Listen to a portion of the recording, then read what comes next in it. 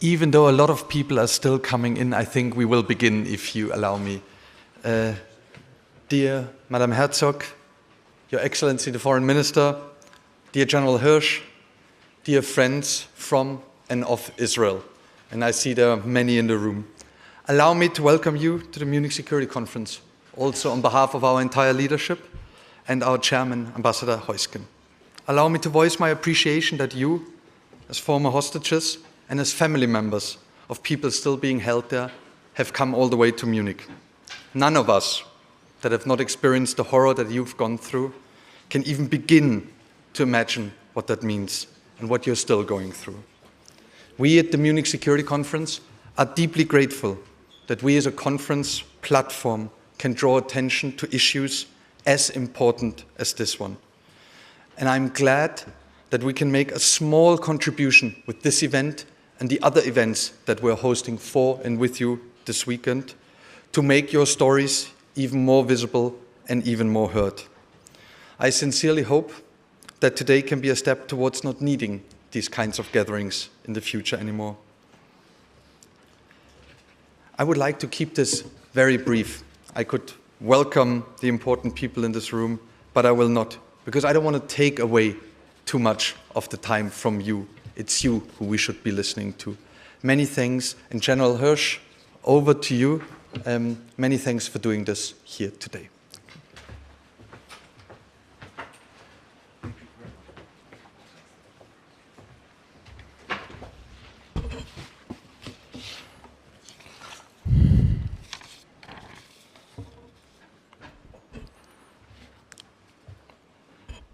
Shalom, everyone. First of all, shalom, our beloved hostages, the hostages' families, our First Lady, Michal Herzog, Minister of Foreign Affairs of Israel, Mr. Israel Katz, Commissioner of European Community, Mr. Sakinas,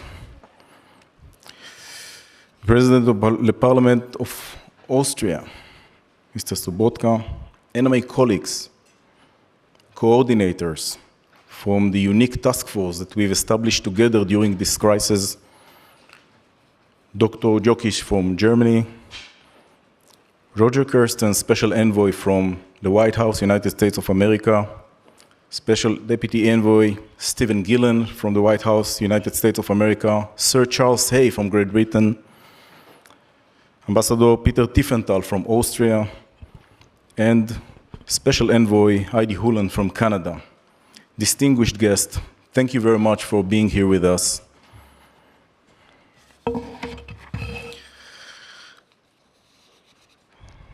I'm Gal Hirsch, I'm the Israeli coordinator for the captives and the missing. Just yesterday, we notified another Israeli family that their loved one is among the dead. Still captive in the hands of Hamas, they tortured, murdered, and took bodies as assets. They took people dead and alive to their tunnels in Gaza. This brings us to 32 dead Israelis being cynically held by Hamas in Gaza. Yair Yaakov was murdered and taken from his home in Kibbutz Nir Oz by Hamas terrorists on October 7th attack. He was 59 years old. His family described him as a family man with a huge heart, always willing to help everyone. He was energetic and loved enjoying life. It is worth noting that Yair's partner, Merav, and his sons, Or, age 16, and Yagil, aged 12, were also kidnapped on October 7th and thankfully freed in late November. This is the story of just one family tragedy, and other families are here with us today. You'll hear their stories. The survivors that are missing dearly, their loved ones that are still in the hands of terror organization of Hamas.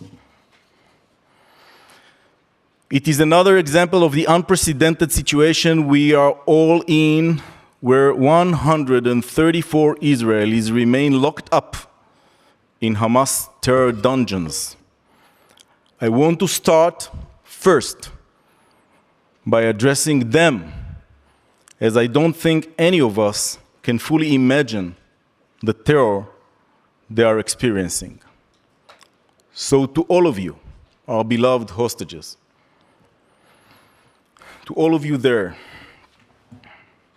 in the hope that this message is broadcast far and wide and makes its way to you, I want to tell you, we are working around the clock to bring you back to us, to your families, to your homes. Do not despair, we will get you back. We will never give up. Following October 7th, we were faced with an unprecedented hostage situation. Israel has never dealt with a case with this level of complexity, and neither has any other country. There was no framework, guidelines, or historical cases to follow in modern history. Just to give you a rough idea of the scale of the efforts, when I've been appointed as coordinators for hostage and missing by Prime Minister Netanyahu, the situation estimation showed that we have 3,200 missing. We did not know how many of them were in the body bags, how many of them are missing, kidnapped, tortured, murdered, wounded, as so many people that were badly injured were in hospitals among the thousands that were evacuated to hospitals, and we could not even identify them. Try to imagine what was it like. Together with my team, we've established 4 efforts. The first one is to build a picture. Who's missing? Who's kidnapped? Where are they? The second, reliable, effective address to the families. When 3,200 are missing, and when we knew already that we have 257 kidnapped hostages, you know that so many people from their families and loved ones are looking for them. Thousands and dozens of thousands of Israelis and people from all around the globe, since we have hostages that are from other countries and other nationalities. So many people were looking after them, and we had to give answers.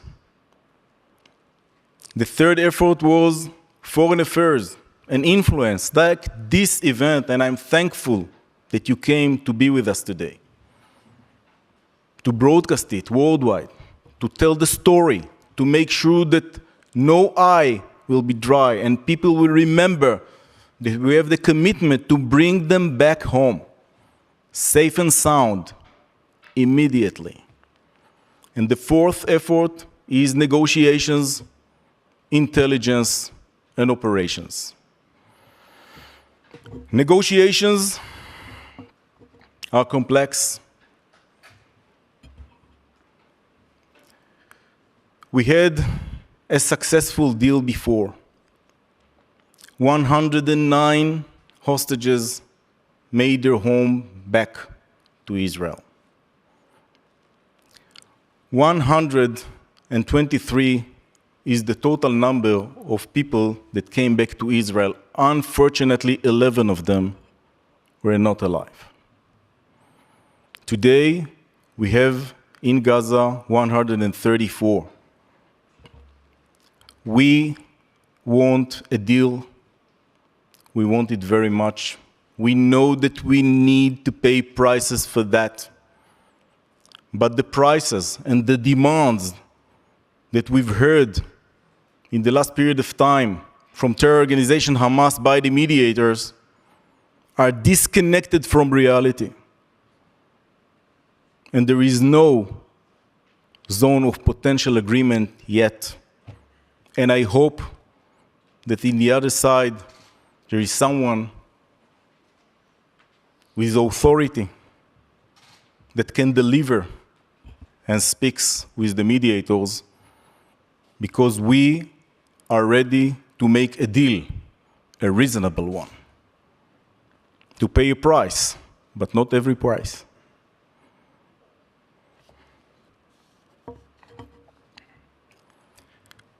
Five countries has dedicated their top negotiation hostage release experts to support our efforts on an ongoing basis.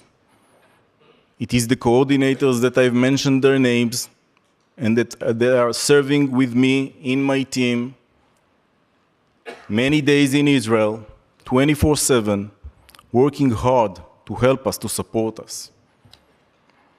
I want to be thankful for them and to all the nations that are doing their best to support us and help us to bring our people back home. I wish to thank these many partners that are helping us on a daily basis to secure the release of all the hostages, citizens of 29 countries. Your expertise and commitment have been pivotal to getting all of us on track faced with this historic impossible crisis. This is the issue facing all of us, not only in Israel. Whatever we do now will help prevent such horrible terror acts in the future. For this reason, we've decided to establish the task force. Inspired by the words of American President George Bush just after September 11th tragedy, terror attack. President Bush, divided the world to good and bad ones, declared GWOT, Global War on Terrorism. And we believe, my task force member and myself, that it is the time to make sure that alongside global war on terror, we should fight for global war on kidnapping. 29 nations means that it is already a global issue, not only an Israeli problem. Bringing home innocent hostages from captivity should be a cause that people of good conscience support wherever they are around the world. There is nothing political or controversial about demanding the hostages' freedom. As we have repeatedly stated and witnessed, the military campaign is as important as our diplomatic efforts. So far, we have brought home many people, but each one of these people, each one of them, is a soul. He is like one of us. Try to think about him, about the 134 hostages, as one of your family members. Think about them when you take your children to their bedroom to sleep, saying good night. Think about the fathers that are there, the children that are there, the old people, the women, the men, the injured, the ill. Until now, although there was a decision and we've agreed upon delivering medical support to the hostages, this thing was agreed upon with mediator Qatar. Until now, there is no proof that the medical support has arrived to the hostages. This is also a proof that will show that in the other side, there is someone that can deliver. We want our people back home, safe and sound. Think about them as your family member. Thank you.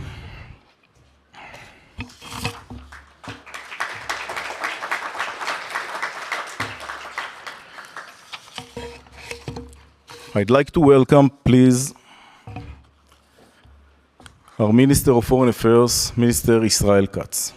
Please, sir.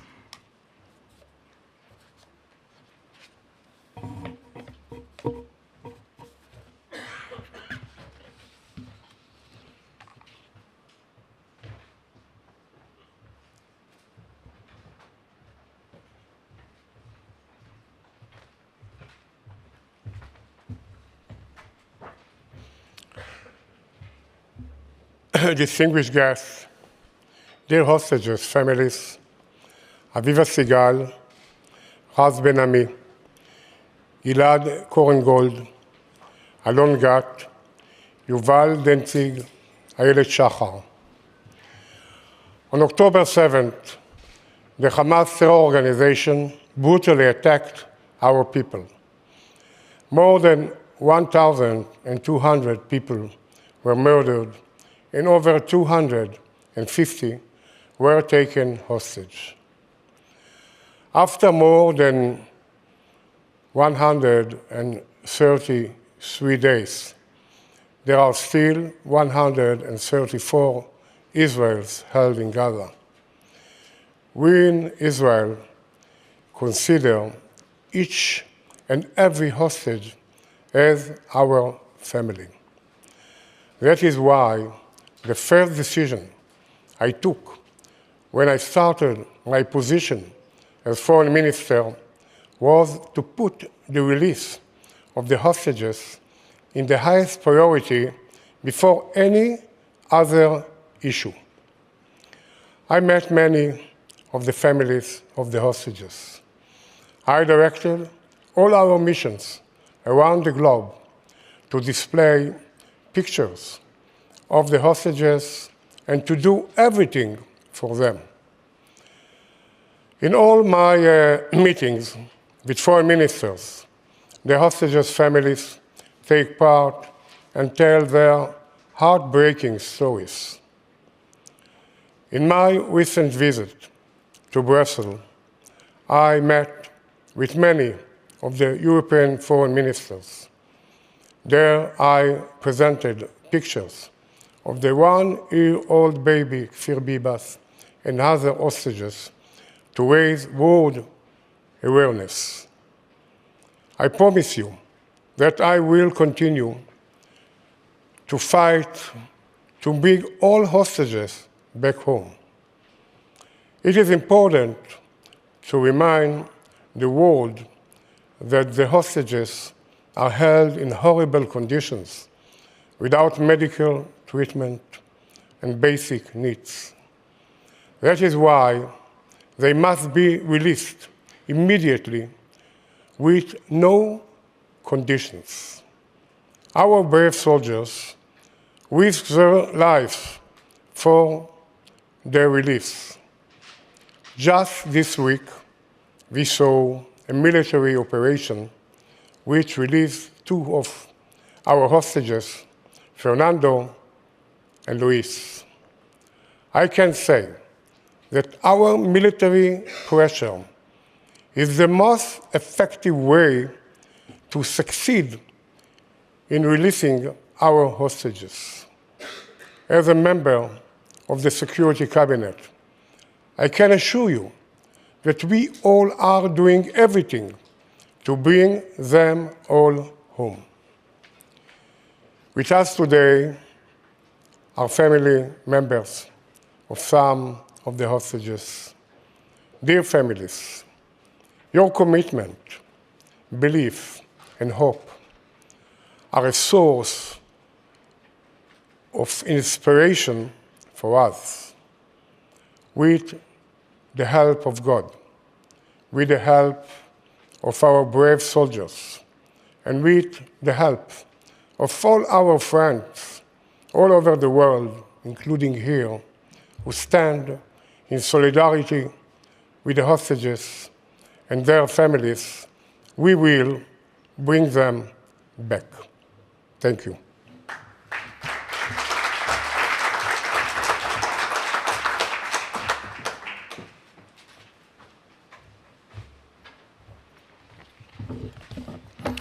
Thank you, Minister Israel Katz. I'd like to welcome the European Commissioner, Mr. Sachinas. Please, sir.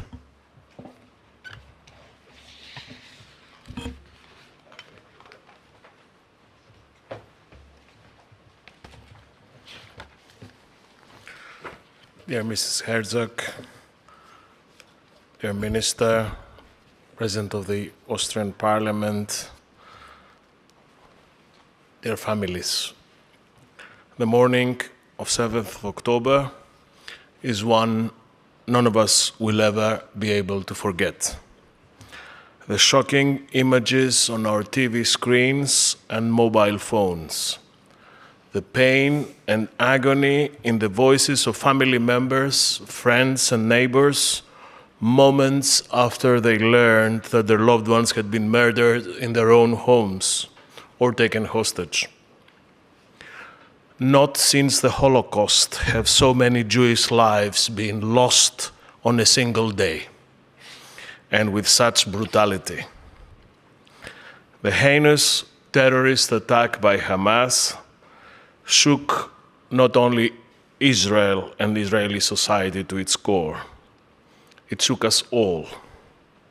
And its impact still reverberates beyond Israel, in Europe, across the world.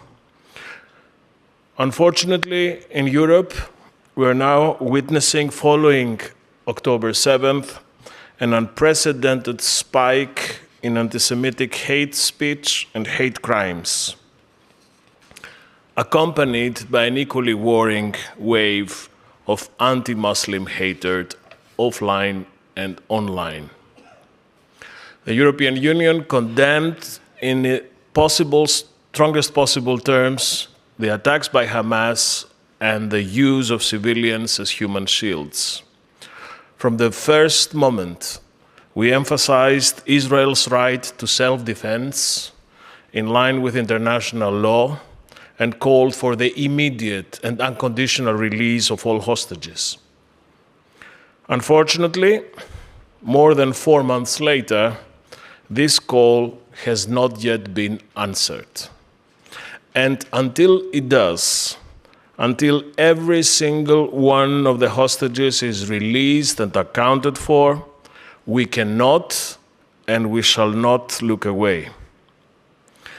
At the European Union, we continue to work on 3 main strands.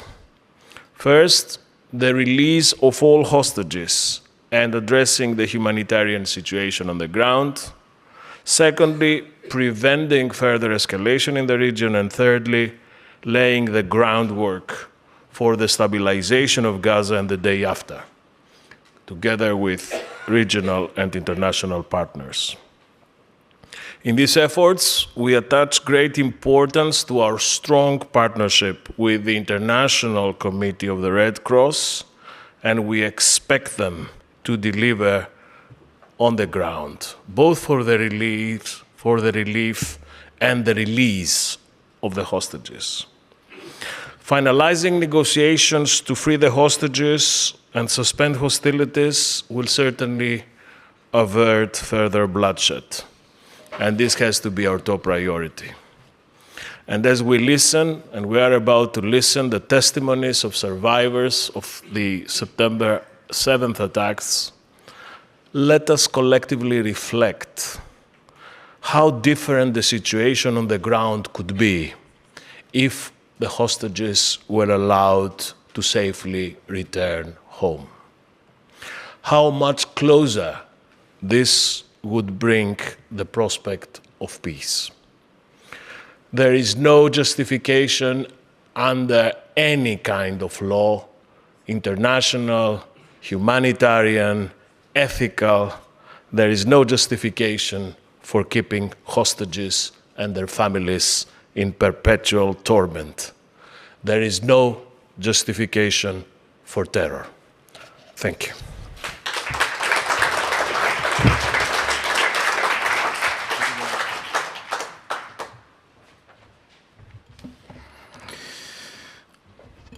Thank you, Mr. Commissioner.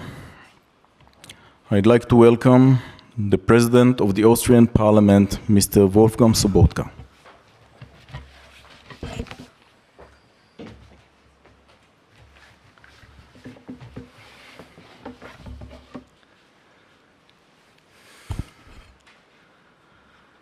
Dear families of the hostages, Madam President Herzog, dear Vice President Chinas, dear Minister Katz, Excellencies, honorable guests, as I stand before you today, I reminded of the emotional meeting in Vienna just a few weeks before. I met with Alexander Arayev. Her 19-year-old sister Karina was taken hostage by Hamas on October the 7th. I also sat with Eli Albak, whose 18-year-old daughter Liri was ripped away from him by the cruel hands of terrorism on October the 7th. And I listened to Tal Yeshurun, whose family suffered unimaginable loss during the attack. Many of his family members were taken hostages by Hamas, like the only 3-year-old Yahel. The pain I witnessed in these meetings is unimaginable. In spite of this pain, we have to address a strong statement and the clear demands. First, Hamas is responsible for all that happened in Israel and Gaza. Second, we need a common position in Europe against the terrorist organization Hamas, as we have against ISIS. Third, they have to bring back the hostages back without any conditions. Fourth, Israel has the right to defend itself. Fifth, Hamas must be disarmed. Sixth, it is a war crime to take women and children as a shield and to position rocket bases close to hospitals and schools. Seventh, we must ensure that the perpetrators are brought to justice. Eighth, it is unacceptable that the parts of UNRWA cooperate with the terrorists. Ninth, we have to ask the question, what have the Palestinian people done to liberate themselves from Hamas? It must be clear that we have to combat the fundamental reason of this violence. It is simple anti-Semitism. Anti-Semitism in the form of anti-Zionism and anti-Israelism. Every Democrat who is really committed to democracy has to combat anti-Semitism, because anti-Semitism is anti-democratic and it should be acknowledged independent of any ideological orientation. Thinking of Karina, Liri, Yahel, and all the other hostages, bring them back now.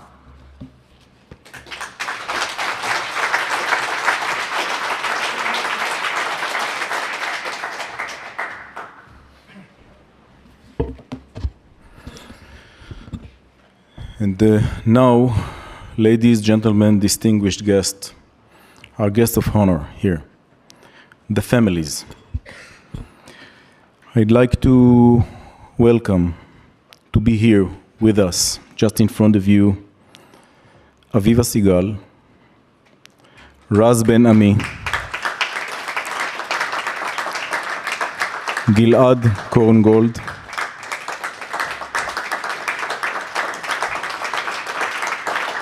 Alon Gat,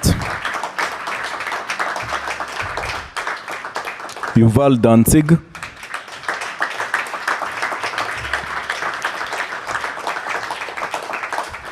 and Ayelet Shachar Levi.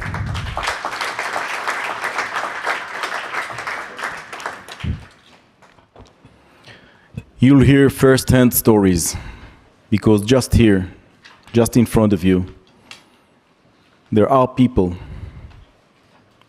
brave women and men, that are suffering, living in nightmare for so many days. And from them, you'll hear now people that just returned from the tunnels, from the nightmare itself. Aviva, please.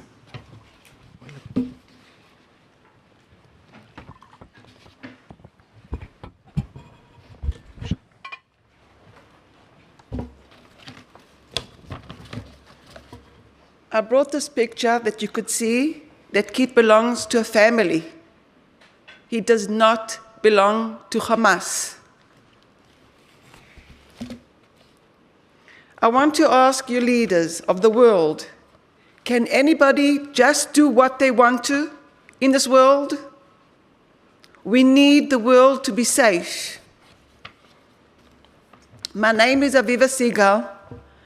I'm 62 years old. I was born in South Africa and came to Israel while I was 9. I'm married to Keith. We have 4 children and 5 grandchildren. I'm standing here and cannot believe that I'm still alive to tell you the story.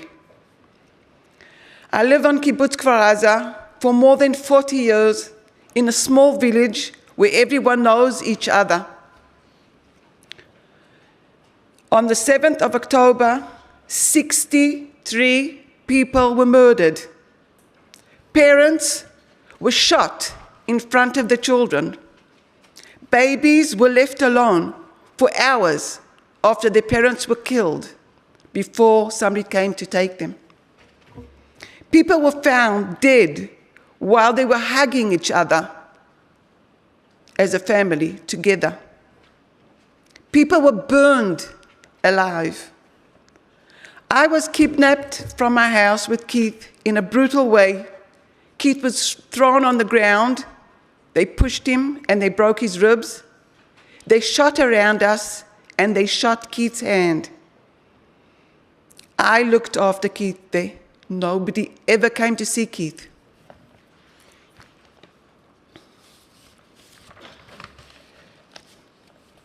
I came back from Gaza after 51 days of hell. I never thought I will see my kids again. I never thought that I'll see the ocean again. I never thought that I'll ever have a warm shower. The terrorists told us that Israel does not exist. They told the whole world is bombing Israel. I want to tell you about a few very hard moments. One of the times they took us down to a tunnel. It was 40 meters below surface. We were there for 4 days with almost no water and no food. We got to a point where we weren't even able to say a word because we did not have any oxygen to breathe. When the terrorists came to take us, we felt we were dead. We were nearly dead. They just left us there because it wasn't good enough for them to be there because there wasn't enough oxygen. One day, they told 3 hostages, the girls, to take a shower. Well, they had to take the shower with the door open while they watched them, and they were so embarrassed. One day, the terrorists called one of the girls to come into a different room in the house. When she came back, I saw that something happened to her. I could see by her face. I got up and I gave her a hug. We were not allowed to hug, but I did that because I felt like her mother and I was there for her. Just after a couple of hours, she came to me and she said, "He touched me." We all cried. She told and explained what he did. And I just want to tell you that the girls spoke about the periods all the time, that it's not coming, it's not coming. So I don't even know if she was able to tell me everything that happened there. But something really bad happened. And I felt her, and I feel it inside my body.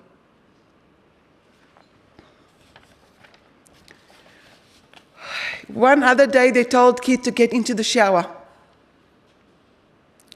While he was there, he came back and he was so humiliated. He told us that they shaved his body all over and that he saw his private places. One of the days, they took one of the girls to a different room, pulling her hair and putting a gun to her head. We could see her been beaten in front of our eyes. They covered her with a blanket and handcuffed her and hit her. When they let her go, I asked her, "How come you didn't scream?" And she said, "I didn't want to give them the pleasure," because they wanted the pleasure of me being hurt. Keith and I were moved 13 times. I have gone thousands of moments, and I still can't forget anything and have got lots of nightmares. I'm standing here and sharing you the story because I believe you all can do something. I believe that the world needs to be a better place. They need to come home as soon as possible, now. I believe that all leaders of the world want the best for their countries. All mothers in the world want the best for their children. I want the best for my husband and for all the people in the world. No girl should be touched without permission. No husbands, wives, children, grandparents need to go through hell like I did. I was in the worst jail, if you can call it. We need a new word for that, ever. With no oxygen, starved, thirsty, sitting in the dark, threatened for 51 days. And Keith is still there. I would like to ask you, how am I supposed to continue breathing and living, knowing that Keith is there and all the people, all the 134 people are there? My heart is broken. I can't handle this anymore. And we need your help. And I just want to show you that I'm here next to Keith. There you go. Show.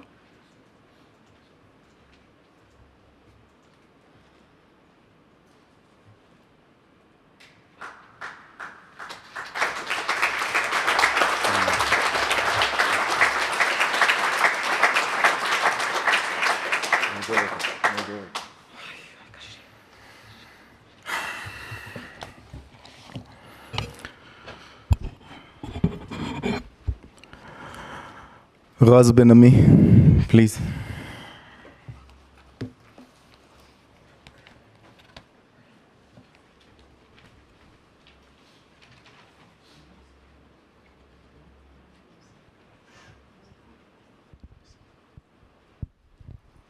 אחת, שתיים.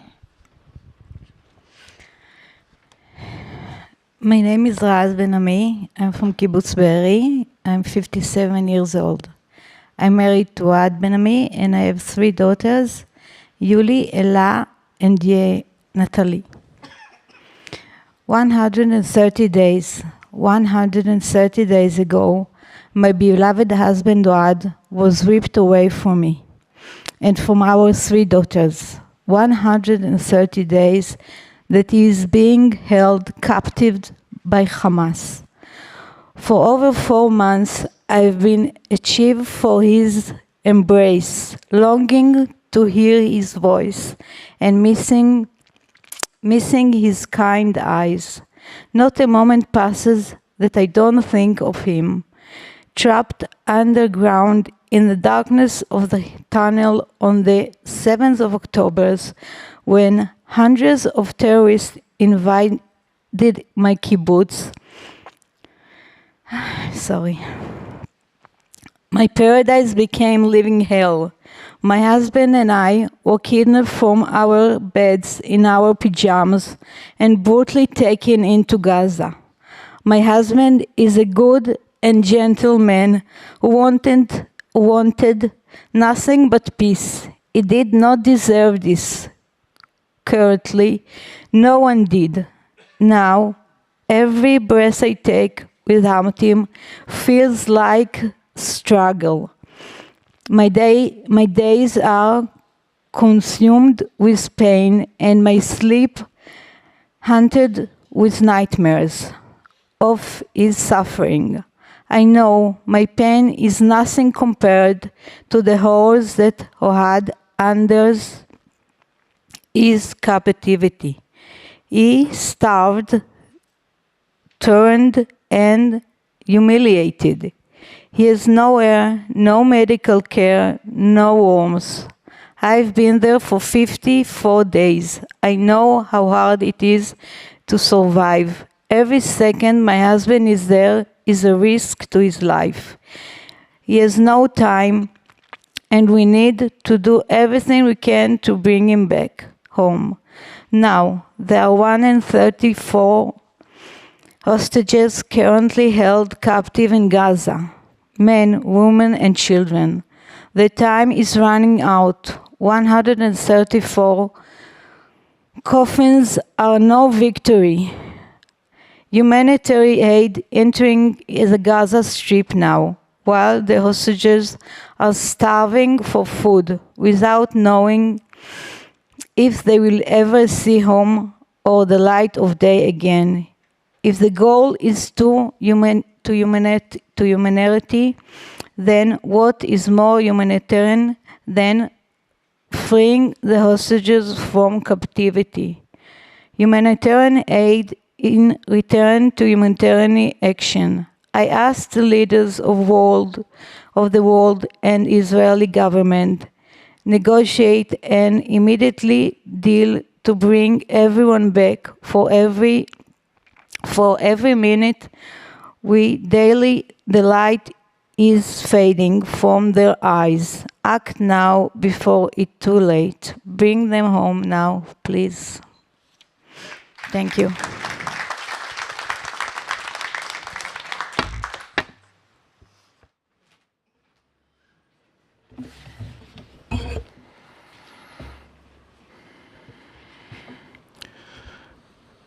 Thank you, Raz.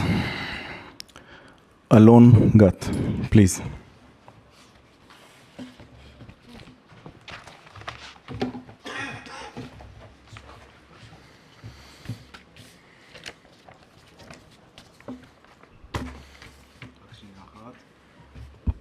Just to show you the minute when Raz was taken brutally by Hamas from her house. Just take a look at that.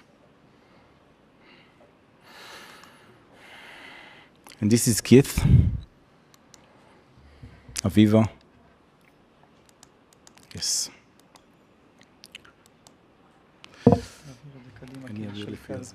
זה של טל עכשיו, זה צריך להביא קדימה. אוקיי. תביא את השקופיות. כן. נתחיל מפה? כן. בסדר. Hello. My name is Alon Gat, and I'm standing here in front of you in a security conference, but I'm insecure. I'm standing here in front of you while a gun is pointed at me and at my sister, who is still in captivity. Sometimes the gun is further away and sometimes closer, but always pointing at her, loaded and with the safety off. The gun is pointing at her from 7th of October. And I know how that feels when a gun is pointing at you from close range. I experienced that when the Hamas terrorists kidnapped me with my wife, Yarden, and with our daughter, Geffen. On that cursed morning, in my parents' home, there were my parents, my wife, Yarden, my 3-year-old Geffen, me, and my sister, Carmel. Carmel and I woke up at 6 in the morning, 6 a.m., to go for a run. At 6:30, 6:25, the missiles started. We all rushed into the safe room. We stayed there for 4 hours, while thousands of Hamas terrorists broke into Israel and charged into the kibbutz, into Kibbutz Be'eri. They murdered, massacred, and took hostages whoever they could. At 10:25, the terrorist gun broke into our home. Their gun shot at my father, who was hiding behind the bathroom door, and miraculously, he didn't get hurt and was rescued later on that night. Their gun took my mother outside, always pointing at her. She was led with her hands tied behind her back to a street corner. Over there, their gun murdered my mother. It was published by Hamas social media. After that, they kidnapped Yarden, Geffen, and me, and they put us into a stolen car, always aiming at us with their weapons, with their guns. They also brought Tal Shoam from another house and shoved him into the trunk of the car. They took us with the car towards Gaza. Yarden and I told each other we are going to be kidnapped into Gaza. 500 meters before the border, we seized an opportunity and we jumped out of the car. We ran to the opposite direction of the terrorist gun that was shooting at us. Yarden passed Geffen to me so I could run between the bullets faster, and that's what I did, and I saved Geffen and myself. But I didn't succeed to save Yarden. The terrorists caught Yarden, and she was taken to Gaza. Yarden was released on the humanitarian deal after being in captivity for 54 days, with the gun pointed at her all the time. Getting Yarden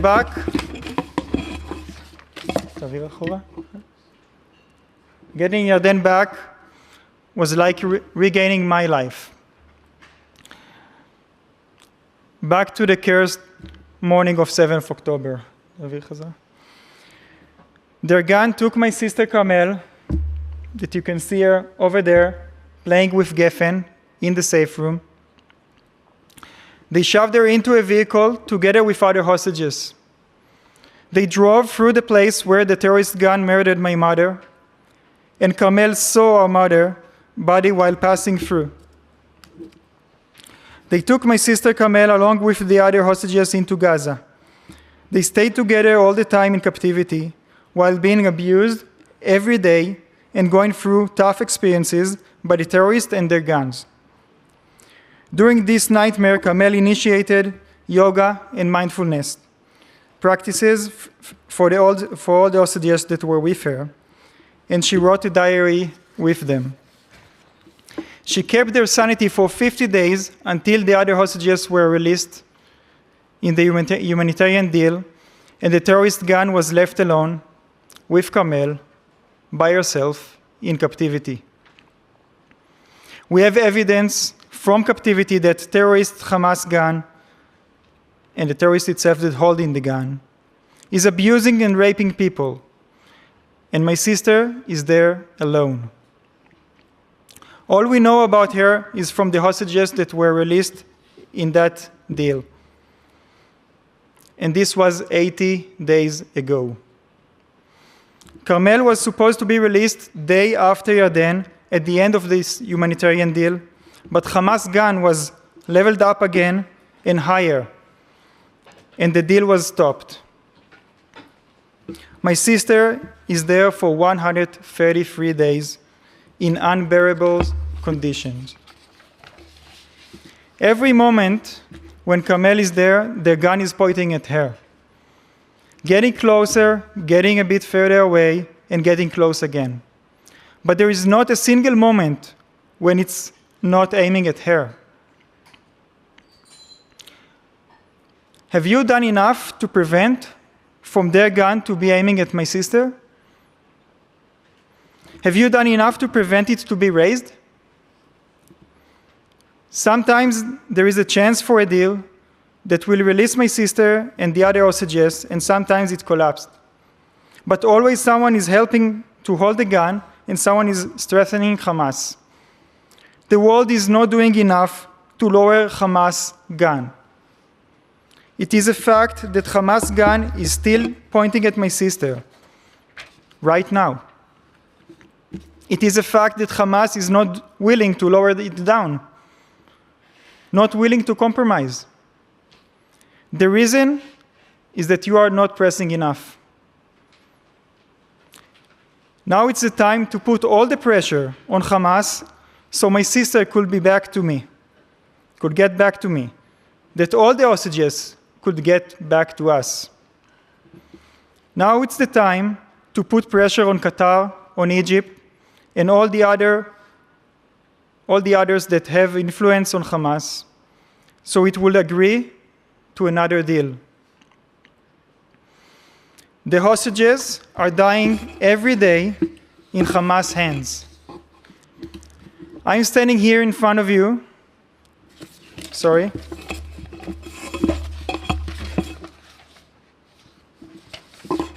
Now it's us, tomorrow it's you. You need to understand it. Now it's us, tomorrow it's you. Don't let it be a precedent. When Yarden was in captivity, the terrorists told her, Israel was only the beginning. The rest of the Western world is next. And after they discovered that she is the German citizen, they told her, smiling, don't worry. In Germany, we have lots of Hamas people. Bring the hostages back. Thank you.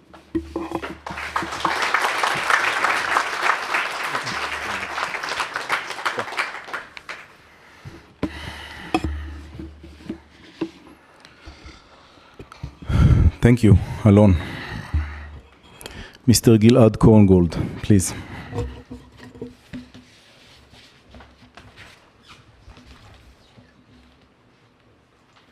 My name is Gilad.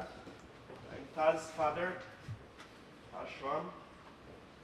Changed last name before he married. He and his wife get together in Israel and decided to start something new. One of them with the last name. Tal was 39 2 weeks ago. Today is 133 days that we don't have any sign for Tal. In this terrible day, October 7th, was 7 family members was captured and hostages in Gaza, including this my personal family, my grandson, 8 years old, my granddaughter, she's 3.5 years old, Yael, my daughter-in-law, that she sits with here now with me, Tal, her mother, her father, her aunt, and her aunt, daughter. We are the largest family who was damaged in the October 7th. Everybody was taken from the safe room, Kibbutz Be'eri. My family live in the north of the country. They came to visit, only to visit. Fortunately, Adi's father was murdered the same day. Her aunt was murdered. Her uncle was murdered. 3 people were murdered from the same family in the same day. We know now, in the beginning when everything started, I tried to call Tal, and I asked him if we can send a team of my friends. We didn't realize that the terrorists saw a large amount of terrorists. And he told me, Father, don't bother, IDF is here, let him work. 10:30 in the morning, shut down. And around 2 days, we didn't know what's happened to him. And we sent a friend of us to this father and mother house in Kibbutz Be'eri, and he sent me a video. He said, Dear Gilad, I'm sorry. The house is absolutely burned, but I walk inside, there's no dead bodies, and there's no children bodies outside. You don't believe it, but I say yes. It's mean that they didn't burn the fire.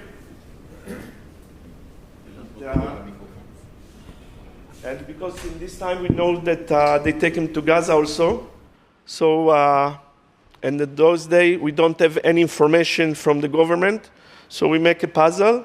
We understand either they are in Gaza or they send it out in the field and they kill them. Adiz and my grandsons and her mother Her aunt came back after 54 days. Now they are with me, with my wife and my in Herzliya in Israel. We stay in the hotel for 3.5 months there to help them. We don't have any sign from Tal. We know that Tal was taken from the safe house alive. Like my friends Alon say, he saw him. He took him in the same car in the trunk. He was alive. He's walking with clothes, with shoes, unearthed. It's very important to me to notify this because nobody can say that he killed. And also Yarden, when she came back, she told us that he saw him taken from the car, and then they separated. So he arrived in Gaza alive. 133, the family can recover. In the first deal, everybody thought that the sky will fall down, and it's impossible, but it was impossible. Almost 100 people were released, included families. Now there is under 34 hostages there, included miserable women that get abused every day. Just for this, we have to do a deal now. There's old people, there's sick people, there's wounded, there's soldiers, there's female soldiers, there's fathers. The family without fathers can recover, never can turn to normal. We do everything for 133, myself and my wife. We travel all over the world to say one thing now, and I'm sorry it's rude, but I'm not diplomatic, I can say it. It's duty for everybody, all the world, to press now, immediately, Qatar, Egypt, if you can, Jordan and Morocco, and yes, also Israel. Everybody must to sit now on the table, negotiation, to end this story of the hostages. There's no time. Every day it's come, it's danger to the hostages. Okay, they are sick. Israel sent with Qatar medicine 3 or 4 weeks ago. We don't have any evidence that they get it. Okay, all the time, new hostage is dead or killed, and is still there. I mean, still hostage. There is a lot of hostages is dead. We know this. Okay, we need now, today, not tomorrow. We need a new deal with help of everybody. And I lived in the area more than 30 years, in the Gaza Strip, in the kibbutz. And I believe that after this finish with all the hostages, the area, the Middle East, will relax a little bit. We can be together again and hug and kiss like maybe before. But we need them back. The families need them back, the mothers, the fathers. And thank you very much.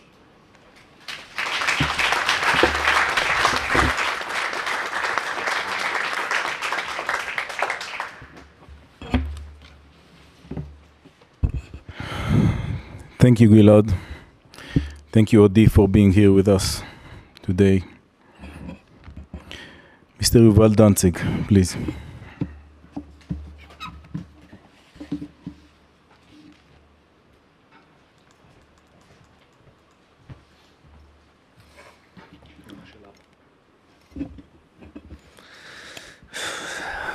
My name is Yuval Danzig, and I'm here on behalf of my father, Alex Danzig, who was kidnapped to Gaza on October 7th. My father is a son of Holocaust survivors. He was born just after the World War in 1948 in Warsaw, Poland. Just imagine a 75 years old in the tunnels. Being the son of a Holocaust survivor that shaped his character and his life. He wanted to educate the people about the lessons need to learn from the Holocaust. That's why he became a well-known historian of the Holocaust. He founded a youth delegation from Israel to Poland and to teach the Israeli youth what happened here in Europe, so they will understand why Israel is so important to the Jewish people. But his life mission was to promote the dialogue about the Holocaust. He thinks that the most important thing we need to learn from the Holocaust is living without stereotypes. We should be human and treat everyone equal. And ironically, he is in the end of the animals. He has a lot of projects to promote dialogue because he wants so much to build a bridge between societies. His colleagues, his thousands of colleagues and students are waiting for him to complete this project. But beyond of all of that, he is a father and a grandfather. He is a father of 4 children and a grandfather of 13 grandchildren that want to see him home and to hug him again. My father is also not a healthy man. He had a major heart attack several years ago that also destroyed his kidneys. He must take medication on a daily basis, and he needs to see doctor every month to stay alive. We know he lost a lot of weight in captivity, and he doesn't get his medications that he needs. We know that during the kidnapping, he was attacked by the crowd, by the citizens of Gaza. Normal citizens that now are in the humanitarian zone getting food and medication from Israel. He is getting nothing. Not giving medicines in captivity is a crime against humanity. Not letting Red Cross to see the hostages is a war crime, and the world needs to say it out loud. The last information we know from him is more than 70 days ago. Just imagine what it's like to live without knowing how your loved one is doing. If he eats, if he sleeps, if he took a shower, if he even alive. We don't know if he even alive. On October 7th, I had 13 family members in Kibbutz Nir Oz. My mother survived with my 2 nephews, 2 girls 15 years old, while the terrorists tried to open the door. The terrorists succeed shooting inside the safe room, but they missed her. My brother survived with his wife and 3 little girls in his house, one of the fewest houses in Kibbutz Nir Oz that the terrorists didn't enter. And this picture is my sister's house, my little sister's house. The terrorists set it on fire while he and her family in the safe room. They describe that the safe room became like an oven. My sister and her husband decide not to die from suffocation, and they jumped out of the window with 3 little girls, 6-year-old, 8-year-old, and 11-year-old. We are lucky that they're alive, but exactly when they jumped, the army came. This method was a method in Kibbutz Nir Oz that many were killed. My father and also my uncle Itzik Elgarat was also kidnapped from his home after he was shot. Didn't have this luck. In fact, a quarter of the kibbutz didn't have this luck. From a community of 350 people, over 100 are not with us. Over 35 are murdered and over 70 kidnapped. The kibbutz where I born and raised is ruined. Most of it is burned. I want to thank you for coming to hear us, but it's not only to hear us. To stop this crime against humanity and return our loved ones home, the world must take action, and they must take it now. Because our loved ones have no time. Use every connection you have to press Qatar, to press Egypt, to press anyone can help in order to influence Hamas to reach a deal. The deal needs to be now, because I want my father alive. I don't want him dead after or another 100 days. Tell our stories wherever you can. that the world will understand what happened on October 7th in Israel. So it never happened again, because never again is now. Thank you.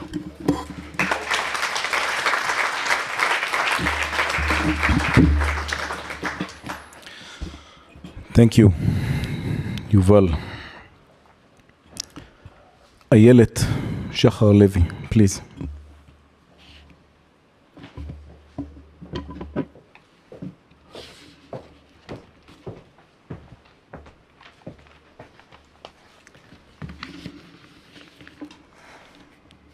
My name is Dr. Ayelet Levi Shachar. My teenage daughter, Naama, has been held hostage by Hamas for over 4 months. I am here today to not only share the plight of my beloved daughter, Naama, a plight you all know well, as the world witnessed my baby girl handcuffed and dragged out of a jeep in Gaza, bloody, terrified, and alone. But I am here to remind you that for Naama and 4 other teenage girls that are still living in the terror of those moments, this nightmare has not ended. For far too many of our loved ones, and for all of us, this nightmare has not ended. I am here to state clearly, on behalf of us all, that the obligation to bring them home is the greatest responsibility of the global community bears today. My beautiful Naama, who is gentle and optimistic, was brutally abducted and stolen from her family and friends, still wearing her pajamas, petrified and alone. She is injured in the depths of Hamas tunnels, living in an unbearable situation that no one should ever have to endure. We are aware of what happened on October 7th as we witnessed the brutal violence in her kidnapping video. You have now heard firsthand from these courageous survivors about the horrors they experienced and the misery these young, vulnerable girls continue to endure. We understand the increased and imminent danger that these girls face, especially the risk of violence, particularly sexual violence. To comprehend the reality of what she is facing, what she has been facing for over 4 months, is torture to our family. I'm a mother whose heart is shattered and whose days and nights are haunted by the absence of my beloved daughter. Standing here before all of you is surreal, and yet it is necessary, as the urgency to free my daughter is greater than ever. It is crucial that such a forum, focused not only on global security but human security, to remind us all that there is no more urgent humanitarian crisis today. My innocent daughter is alive and she is suffering. Our loved ones are alive and in agony.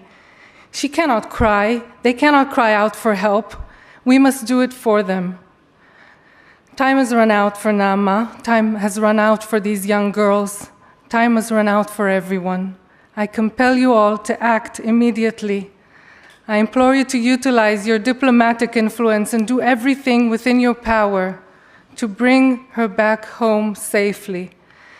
This is not just a plea for one life. It is a plea for the principles we hold dear: compassion, humanity, justice, and the sacred nature of innocent lives. The same principles my baby girl believes so strongly in. It is the essence of human security. I entreat you all to be bold and brave and bring my daughter back home. Help us bring everyone back home. Every moment that passes, that those who fight for good in the world do nothing, a choice is being made. The choice is very clear. At a forum no more fitting than this one, I ask as a mother, will we let evil win? Help bring my Naama home now. Help bring them all home now. Thank you.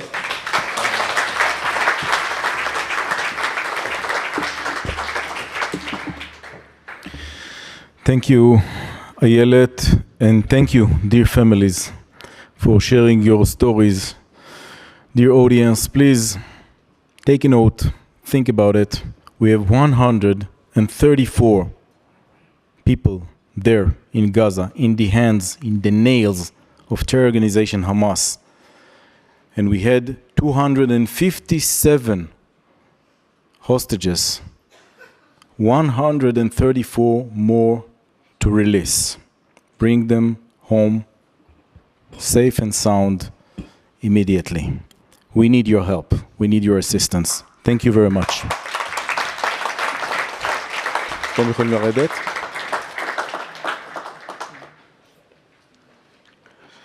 So we will take a photo now.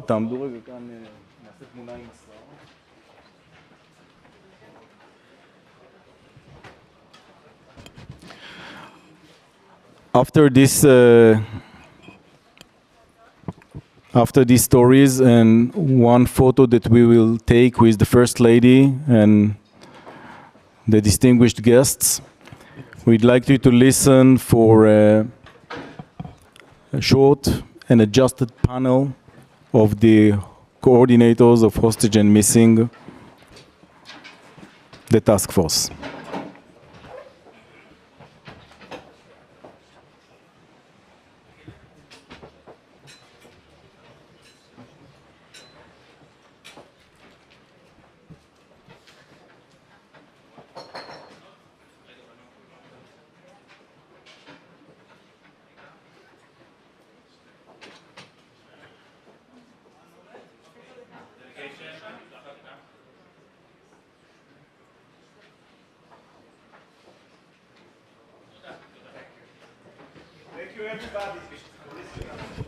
Thank you very much. May I ask my colleagues from the United States of America, Great Britain, Austria, Canada, and Germany to come to stage, please. Dr. Jokic, Special Envoy Roger Kerstens, Sir Charles Hay, Ambassador Peter Tiefenthal, and ADM Heidi Holland, please.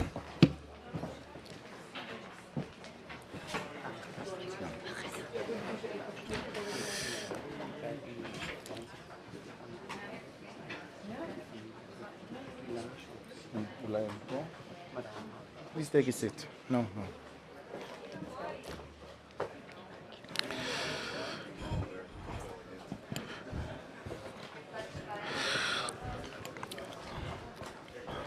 Ladies, gentlemen, after the special envoys and coordinators for hostage and missing will share their views with us, the First Lady of Israel, Mrs. Michal Herzog,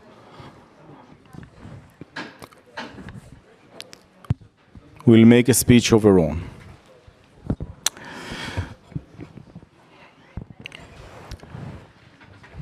Please take your seats.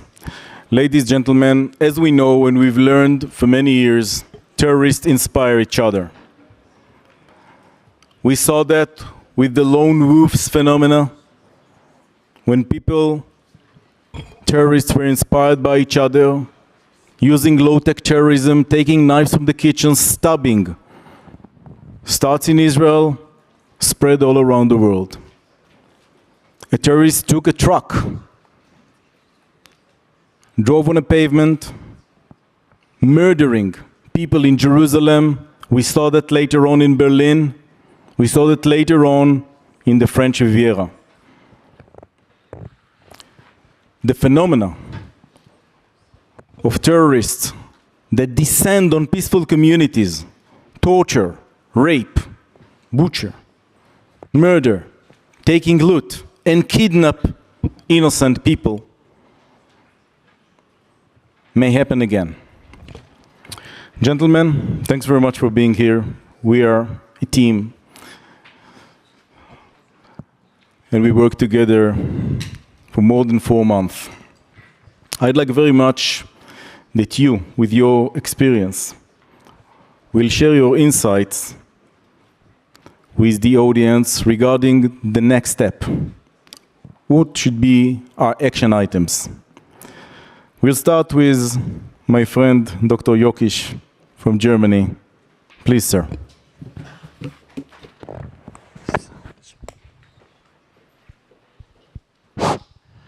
Carl, thank you very much. Everyone, my name is Jens Jokic. I am heading the Special Task Force on the Gaza hostages in the German Foreign Office.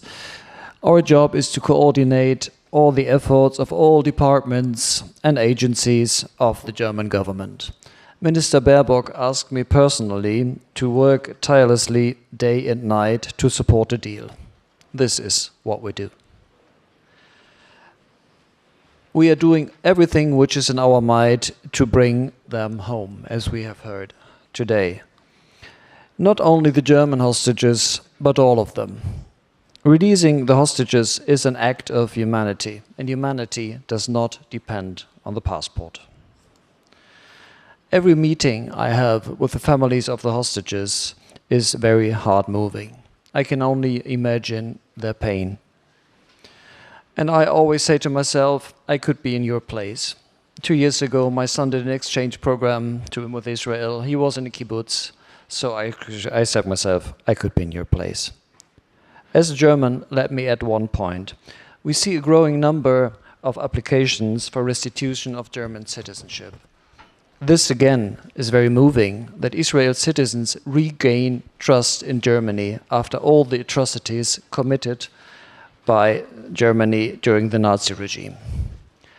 Rest assured, we will continue our support to the Israeli government to bring home the hostages, all of them. Thank you very much. Thank you, Jens. Ambassador Tiefenthal, Peter, please. Thank you. Yes, it works. It works? I think so. Thank you. Thank you so much, Gal. We've been listening to very touching accounts and to very strong messages. And you should know that we've been listening to what you shared with us and also to what you're expecting from us in terms of our support. I still remember having visited Kibbutz Be'eri, the strong room, where, if I may say so, our family, Adi, Gilad, and Tal, were taken hostage and family members murdered on 7th of October. And as my colleague said, given the history of Austria during the Holocaust, you can only imagine what it meant to us to see that 7th of October firsthand at the kibbutzim. We are equally touched by the fact that many Israeli citizens and Jewish citizens from around the world have agreed and accepted the Austrian citizenship and renewed their ties with Austria, which means we've not only listened to you, but the trust that you're placing in us and in our joint efforts to bring your family members home is not just a huge privilege, it's a very strong obligation. And our Chancellor, Karl Nehammer, has instructed us to tell you that he himself renews and would like to renew his personal commitment and that of the Austrian government, represented today by our Minister for EU and Constitutional Affairs, Caroline Edstadler, and as you heard in the earlier intervention by the President of our Parliament, the commitment by the government, the Parliament, and the people of Austria in your support. I also would like to thank my colleagues here and Gal, under your leadership, for the trust that you are placing in the cooperation with us. And we would like to assure you that we, as representatives of democracies, an ever smaller group of countries around the world, will not leave any stone unturned before your family members will be able to return. Thank you. Thank you. Thank you, Peter. Since the very beginning of the war, President Biden sent directly to my team his special envoys, Deputy Special Envoy Stephen Gillen, that is with us here, and the Special Envoy of the White House, Mr. Roger Kerstens. Roger, please. Thank you. Clearly, I'm challenged with the technology here. May I borrow yours by any chance? Thank you very much. So, first off, I wouldn't mind saying thank you to the families. Thank you for telling your stories again. I know I've had a chance to meet with about 30 of you. I mean, you and I have had a chance to talk before as well. It's very painful to hear your stories. It's important to hear your stories, and I know it costs you. Every time you tell it, you're reliving it.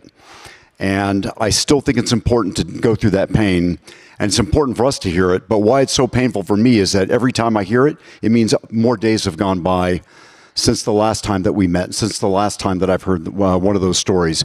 I've met with over 30 of the families, either here or in Tel Aviv. My deputy, Steve, who spent over 100 days in Tel Aviv working with Gal and his team, who showed up in Tel Aviv on the 9th of October, he's heard all those stories. And you have to take them to heart. You have to know what the cost is, and you don't really embrace the cost until you see and hear and touch and have those empathetic moments. And so thank you for telling those stories. I'd like to thank the First Lady of Israel for coming here and hosting. I'd like to thank Gal, you and your team, Shuli, and also the Munich Security Conference of the Government of Israel for hosting this. But also like to say thanks to my colleagues here, because this is how we, in a way, kind of start digging our way out of this. I think, Alon, you said that if it hasn't happened to you yet, it's going to happen to you. Countries need to be prepared for this. I feel like we've been in the fight for quite some time. Steve and I have been doing this job for about 4 years. Under President Biden, we've brought back 45 Americans who've been held hostage, who have been held wrongfully detained. And one thing that's been critical to doing that is that we work with our partners and allies to establish these relationships to bring people home. I think early on, I can recall spending time on the phone with Jens, and we would talk about, what you were trying to do, when you were going to Tel Aviv, can we share some best practices? And that's going to be part of this network going forward that allows us to take a multilateral approach to stopping this. Because you did ask, how do we get after this? What do we need to do going forward? As the family member said, in a way, the clock's already run out. That time is the most critical element. And what you really want to do is instill that driving sense of urgency into anyone who is a part of this, whether it's diplomacy, whether it's, taking care of the families, whether it's on the military effort. You want everyone to have that sense of diplomacy, that every moment matters. I think on the United States side, I'd like to say that I believe we're feeling that. I think Secretary Blinken has made numerous trips to Israel and the Middle East. President Biden has. The administration is quite committed. CIA Director Burns has been out to Middle East numerous times. Brett McGurk. I think we have, as we would say in the United States, a full court press on trying to get this done. But I'm also always mindful that the other side always holds the key to the jail cell. But we just can't let up. We have to show that urgency and work, and we have to keep building these partnerships. And it's not only going to, sadly, just help us in Gaza, but when things happen, Alon, to your point, when things happen in the future, I want to be able to pick the phone up and call these gentlemen to my right and left to get ready to solve the next problem. When it happens to us in the future, we want to have thought about the tools that we can bring to bear against those who would kidnap and those who would hold our citizens hostage that might come from all elements of our national power. Not just diplomacy, not just the military, but why not legal, economic, financial, informational, intelligence, anything that a nation can bring to bear together in a multilateral fashion to stop this and hopefully make this practice go away someday. Because I believe, as some of my colleagues have said, and as I've heard from all of you today, this is a human issue. This is not dependent upon a passport. I love the point that you made when you said that. This is a problem that addresses all of our humanity. And frankly, the solution is going to require all of our humanity as well. I'll finish by saying this, and it's kind of, I think, something that we've communicated to you, Gal. The President, the Secretary have said it, and I think it's been echoed by my colleagues here. The United States is in this until it's over. We are going to stay right on top of this until everyone comes home. Hopefully that's sooner rather than later. Thank you. Thank you, Roger. And I'd like to thank Sir Charles Hay for being here with us. Please, sir. Great Britain. Thank you very much. My name is Charles Hay. I'm from the British Foreign Office, and I think we probably perform all much the same role. I'd like to particularly thank the families for coming here today and telling their stories. I've heard the stories of the 5 British hostages, families who find themselves in your situation, and I'm always lost by my humbleness in the face of such courage and such love. So thank you for that. Every story is different. They're all terrible, shocking, and awful stories. But one thing they have in common is that none of you should be here having to tell these stories today. And I just want to reiterate the undertakings that my colleagues have given. The British government is doing everything in its power to help bring them home. And my Prime Minister gave those assurances just 2 weeks ago to some of the British families. And we will work tirelessly until we do that. Thank you all very much. Thank you, dear friends, for this brotherhood and bond. Most appreciated. Ladies and gentlemen, this is not only about solidarity. These gentlemen are operative and they help us 24/7, wherever and whenever it is needed. And this is why you need friends and when you need to prepare for the future events. Deterrence, preparations, prevention. Thank you very much for being here with us.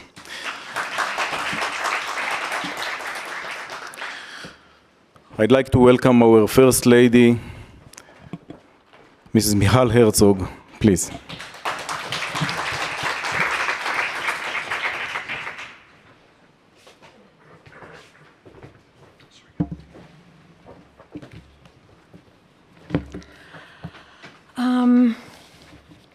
So these are just closing words of a very, very moving event.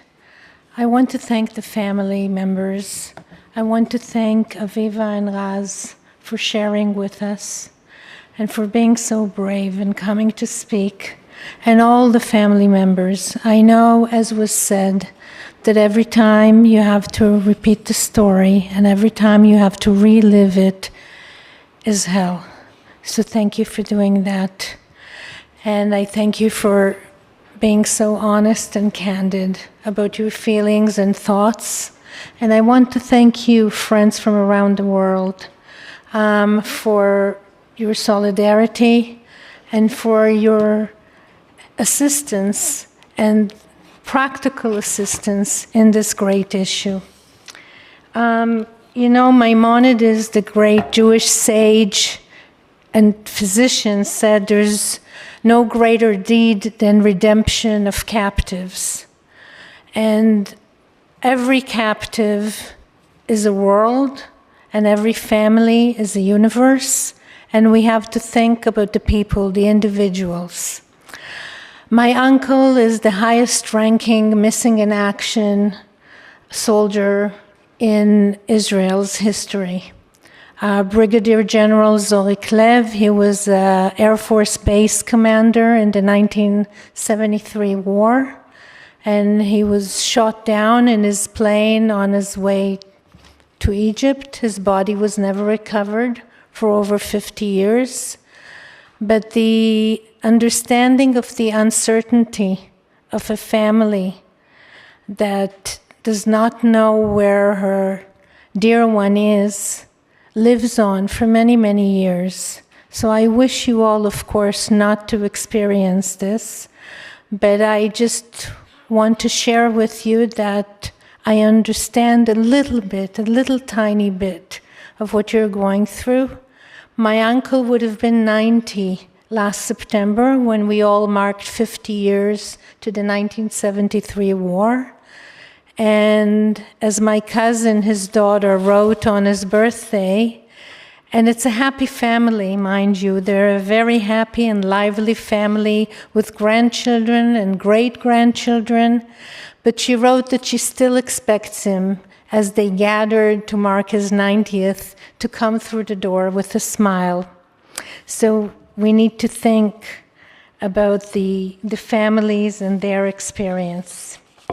And the families heard me time and time again in our meetings saying that we need to speak on every possible stage, in every opportunity we're given, because you never know on whose ears it will fall, who will be driven to action, on whose heart the pain and the agony in your story, whose heart they'll open up. So I'm a great believer that you have to keep on going, and this is why I commend you for doing this. I was privileged to work with attorney Ori Slonim. Ori, for more than 3 decades, was the special advisor of the Minister of Defense in Israel. Much like you guys, I'm sure that some of you and the families may know him. He was the liaison between families of missing in action and captives and the governmental authorities. And so I was privileged to see him firsthand, relentlessly work day and night to find clues, to find some solution. And I saw his emotional involvement. He still is involved.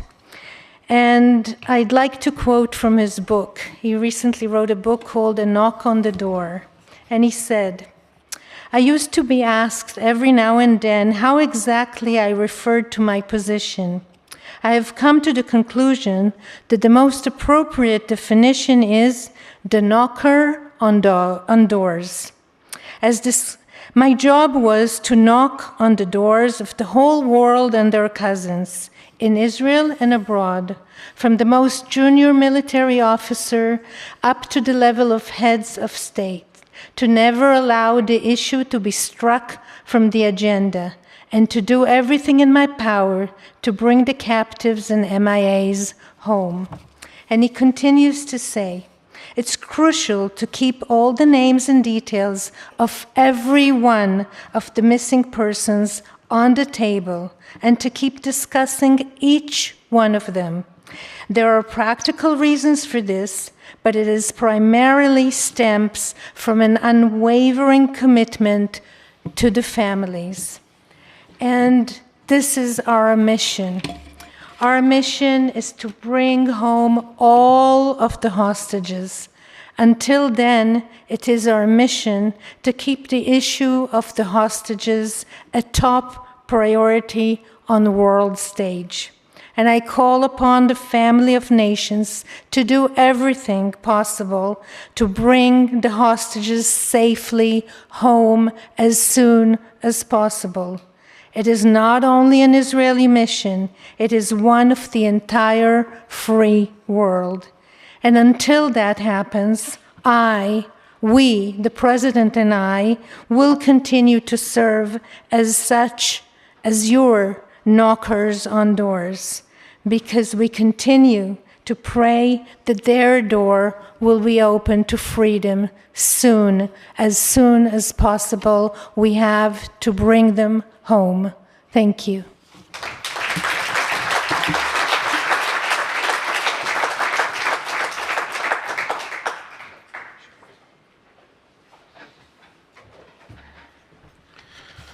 Ladies, gentlemen, thank you very much for being here with us today.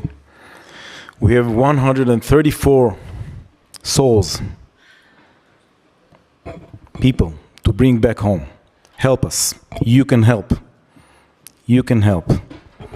And I'd like to thank especially Ambassador Professor. I want to thank your team for helping us in Berlin and here in Munich with the consulate. Thanks very much for your assistance. And I'd like to thank especially the MSC team and Mr. Benedict especially and his team for being actually a real effective address for everything. I'd like to thank, this is most appreciated, this important event, knocking on doors. Actually, I believe that many doors were knocked in the last hour and a half. Thank you very much.